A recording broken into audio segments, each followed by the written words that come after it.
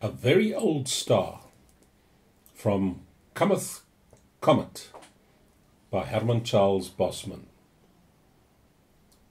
Hans Engelbrecht was the first farmer in the Schweizer district to track, oom Skalk Lawrence said.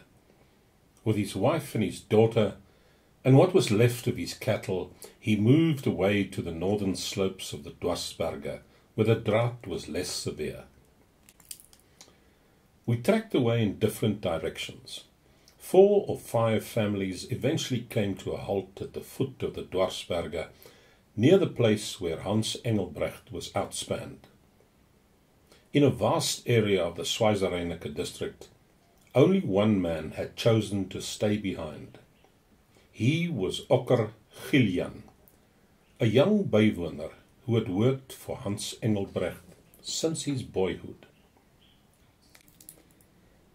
Hans Engelbrecht was only partly surprised when, on the morning that the ox wagon was loaded, and the long line of oxen that was skin and bone started stumbling along the road to the north, Ocker Giljan had made it clear that he was not leaving the farm.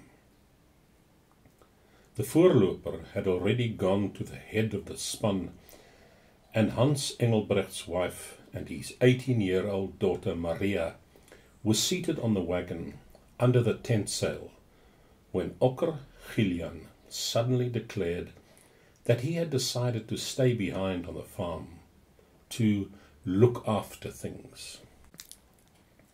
Hans Engelbrecht was in no mood to argue with a bywoner. Accordingly, half a sack of mieliemeal and a quantity of biltong were unloaded in front of Ocker Giljan's mud-walled room.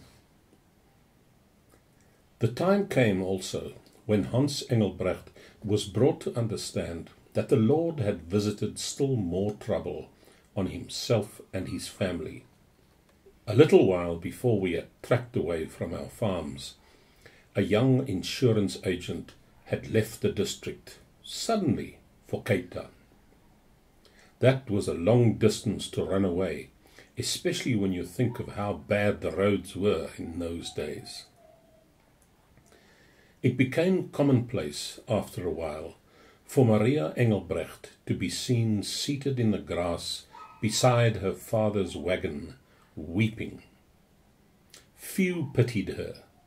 She must have sat in the grass too often with that insurance agent, Letty Grobler said to some of the women, forgetting that there had been no grass left in the Schweizer veld at the time when Hans Engelbrecht's daughter was being courted. It was easy for Maria to wipe the tears from her face, another woman said. Easier than to wipe away her shame, the woman meant. Now and again, from some traveller who had passed through Schweizer, we who had tracked out of that stricken region would hear a few useless things about it. Ocker Giljan was still on the Engelbrecht farm, we heard, and the only other living creature in the whole district was a solitary crow. A passing traveller had seen Ocker Giljan at the borehole.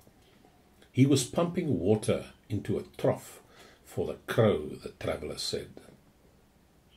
When his mieliemeal gives out, Ocker will find his way here right enough.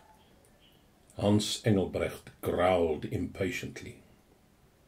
Then the night came, when, from our encampment beside the Malopo, we first saw the comet in the place above the Dwarsberge Rante, where the sun had gone down. We all began to wonder what the new star with the long tail meant. Would it bring rain? We didn't know. We could see, of course, that the star was an omen, but we didn't know what sort of an omen it was. We knew many things about the veld and the sky and the seasons, but even the oldest Free State farmer among us did not know what effect a comet would have on a mielie crop. Hans Engelbrecht said that we should send for the Reverend Losper, the missionary who ministered to the Bechuanas at Ramotsa, but the rest of us ignored his suggestion. During the nights that followed, the comet became more clearly visible. The appearance of the comet caused consternation among the Bechuanas in the village of Ramotsa, where the mission station was. It did not take long for some of their stories about the star to reach our encampment on the other side of the Malopo. Soon afterwards, a number of other stories started to come out of the wilder parts of the bushveld. It seemed that the farther a tribe lived away from civilization, the more detailed and dependable was the information about the comet. I know that I began to feel that Hans Engelbrecht had made the right suggestion in the first place, when he'd said that we should send for the missionary. I sensed that a number of others in our camp shared my feelings, but no one wanted to make this admission openly. Letty Grobler said that the Lord was coming down to punish all of us for the sins of Maria Engelbrecht. This thought disturbed us greatly, and we began to resent Maria's presence in our midst. It was then that Hans Engelbrecht sent for the missionary. Meanwhile, the Reverend Losper had his hands full with the Bechuanas at Ramotsa, who seemed on the point of panicking in earnest. The latest story about the comet had just reached them, and because it had come from somewhere in the deepest part of Africa, thumped out on the tom-toms, it was the most terrifying story of all. Consequently, because of the tumult at Ramotsa, it happened that Okker Gillian arrived at the encampment before the Reverend Losper got there. Okker Gillian looked very tired and dusty on that afternoon when he walked up to Hans Engelbrecht's wagon. He took off his hat and, smiling somewhat, sat down, without speaking, in the shade of the felt tent, inside which Maria Engelbrecht lay on a mattress. Neither Hans Engelbrecht nor his wife asked Okker Gillian anything about his journey from the farm. They knew he would have nothing to tell. Soon afterwards, Okker Gillian made a communication to Hans Engelbrecht, speaking diffidently. Thereupon Hans Engelbrecht went into the tent and spoke to his wife and daughter. A few minutes later he came out, looking pleased with himself.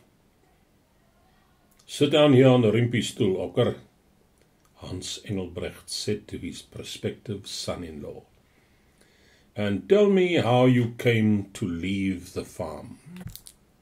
"I got lonely," Okker Gillian answered thoughtfully. "You see, the crow flew away.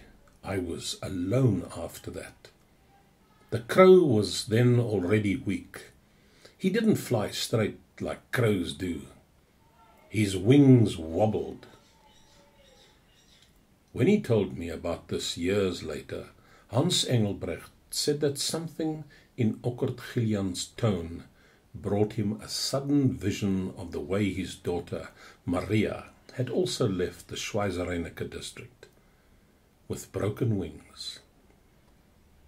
I thought that the Reverend Losper looked relieved to find, on his arrival at the camp some time later, that all that was required of him now was the performance of a marriage ceremony. On the next night but one, Maria Engelbrecht's child was born.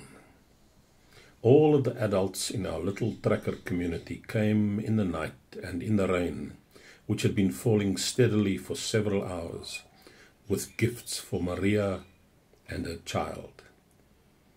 And when I saw the star again, during a temporary break in the rain clouds, it seemed to me that it was not such a new star after all.